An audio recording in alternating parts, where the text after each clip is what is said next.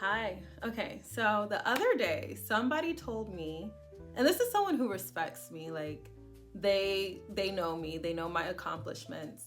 They said, "This housewife fantasy that you have, I don't get it. You're too smart to be a housewife." Now, this person said this in jest, but it tickled something within me. As somebody with a lot of experience, like, I'm gonna give you guys just a quick rundown of why this person said that to me. I took the SAT when I was 12. When I was 12, I got a 1660 on the SAT, got invited to take really advanced, nearly college level courses at Duke University during the summer over a course of 4 years. I think I did Davidson and then Duke for 3 years. So I was that kid who was going, to nerd camp, president of all these clubs, yada, yada, yada. Got a full academic scholarship to Brown University, where I later also attained my master's of public affairs. And I did all of this by the age of 22, 23.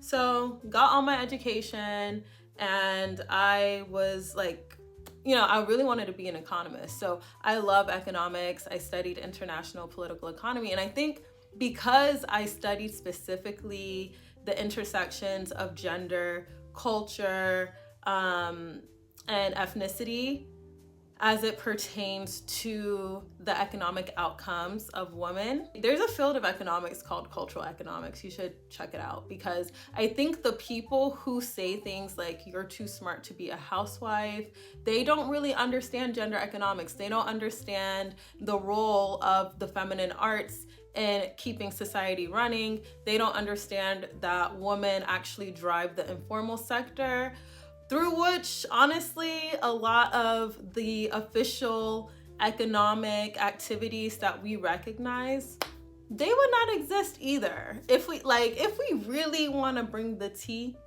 the unpaid labor of women keeps societies running.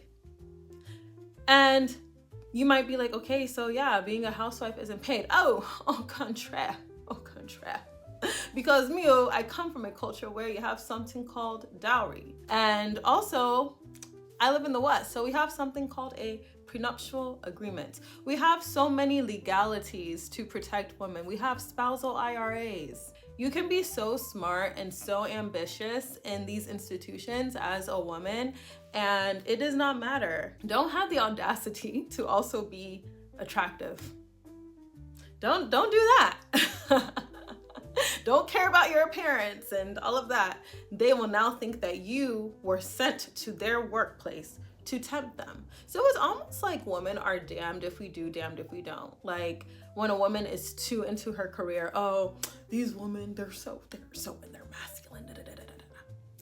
And then when a woman is like genuinely saying, "I want to be a wife and a mother," like, that is something that is important to me. I have oriented my life in a way where I can still be successful. I can still make an impact in the world and be a wife and a mother. I think it's also because when people say things like "you're too smart to be a housewife," and sorry, this video is unplanned. It's just, this person said this to me yesterday. And also, today's the birthday of my company. YoU'rE Lifestyle turns 2 today, so yay. I bought cake and a candle, but I'm going to just film that one tomorrow, I beg. But I did buy some wine, just to do a little celebration, because I am very proud of myself. And it's so interesting because I was raised by a stay-at-home mom. So maybe that's why, because I see firsthand the impact that my mom's presence in my life has had. And I mean, like, presence, like, she was there. She was clocking tea before I could even see it. She taught me how to read people. She taught me how to carry myself as a representative of this household. Women are the ambassadors of their homes. Women are the heart of the household. If you go to a household and the woman is unhappy,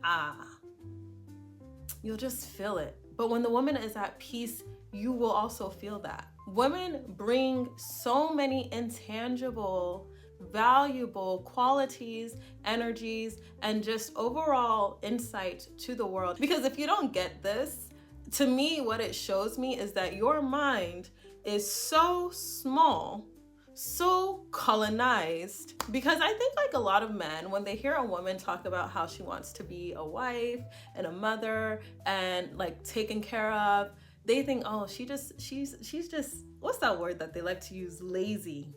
And I'm like, why in the world do I need to prove to someone that I'm not lazy? Like, go and Google me.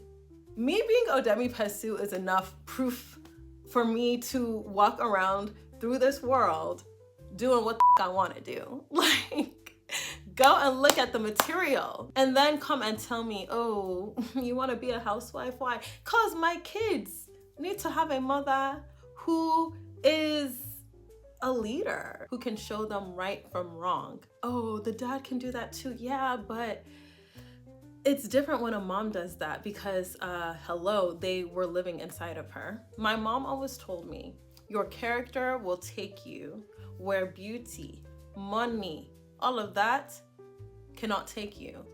And in microeconomics, it's households. It's where those households buy their food. It's where those households get their law services from. Like, microeconomics is very much so how families interact with producers, because a lot of people are buying goods and purchasing goods as part of families. Traditionally, in two-parent households where both parties who were involved in creating the children are committed to being a stable foundation and environment for said children.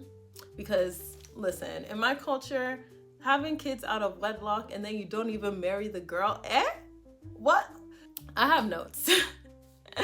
But anyways, in microeconomics, families are the ones making these purchasing decisions as a family usually. Guess who usually is the one who's like, oh, okay, this is what we're gonna spend on the food, and then, daughter one, let's see, Sally Sue. Sally Sue is daughter one. Oh, she has a ballet recital, so we need to buy her costume. Oh, son two has a soccer game. Let's call him Barry. Barry has a soccer game, and his old shin guards, he lost them. Oh, we have to pay the dues for the kids. Okay? Who is usually the party in the household who is making sure the kids have what they need for school and extracurriculars? The PTA dues for this, that, and the third are submitted. Like, it's usually the mom. It's usually the mom. I'm not saying that dads can't do it. It's do they though? Like, do they? Let's all be so for real. When you look at the world, this is how it is. And I'm a hopeful person, but I'm also, the economist in me likes to look at what the data says, and the data shows that this is the case. So when you look at microeconomic consumption patterns, the person, the entity directing the flow of money in households is usually a woman. And guess what? It's usually a housewife who's making sure everybody is getting fed, who's making sure that everybody, and yes, oh, you might say, oh, but the man is the one working outside, da, da, da, da, da, da. Okay, but he didn't also grow entities in his body. And he doesn't get punished for doing so. Because y'all don't like to talk about how hard it is for mothers to work outside of the household. I feel like the dream for most women is having a source of income, doing something that they're good at, that they love, that they enjoy, that allows them to spend ample time with their partner and with their kids and taking care of their home. I really feel like most married women, when you ask them, I'm around a lot of married women, and it's what I would choose. I would choose to be at home with my kids, making sure they know how to do their homework, making sure, okay, do they need a tutor? Like, observing my offspring and making sure they're good. In the wilderness, when we look at, biological entities, households, if you will, packs, whatever you want to call them, communities, microcosmic communities, a lioness is not abandoning her cubs. She's just not. The masculine is very shoo. What are you doing? What are you producing? But moms teach you, okay, are you a good person? Like, do people like being around you? Do you smell good? Do you even know how to cut? Like, moms think about the soft power. Moms think about the soft power part of a kid's development. The values that my stay-at-home mom implemented in me are manners, self-respect, prayer, trust in God, sensuality, fashion, beauty, and self-care. And I truly feel like if more people had a hold on those things, they would be happier. If more people said please and thank you, miss and ma'am, sir. I just feel like diminishing the importance of women in the household needs to stop.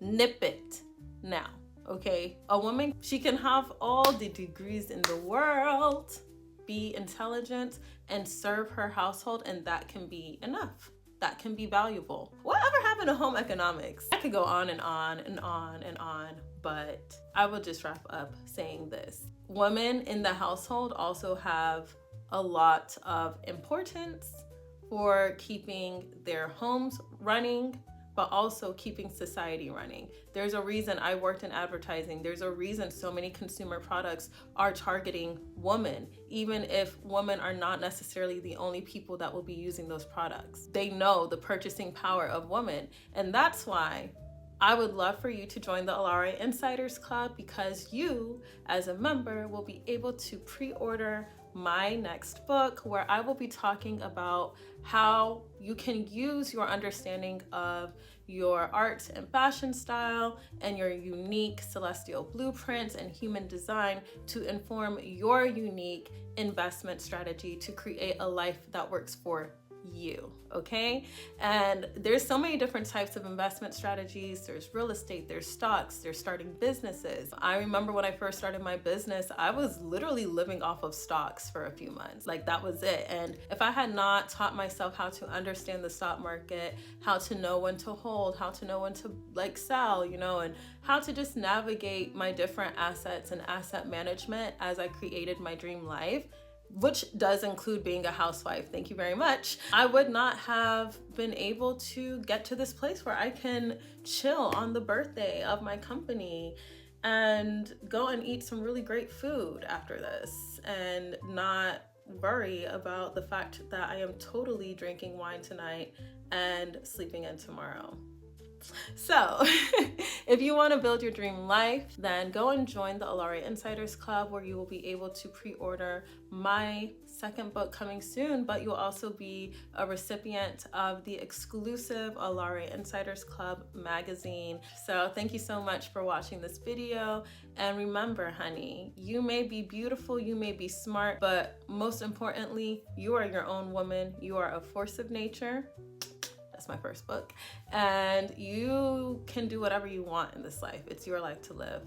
And I love you so much. I will chat with you in the next one. Mwah. Bye.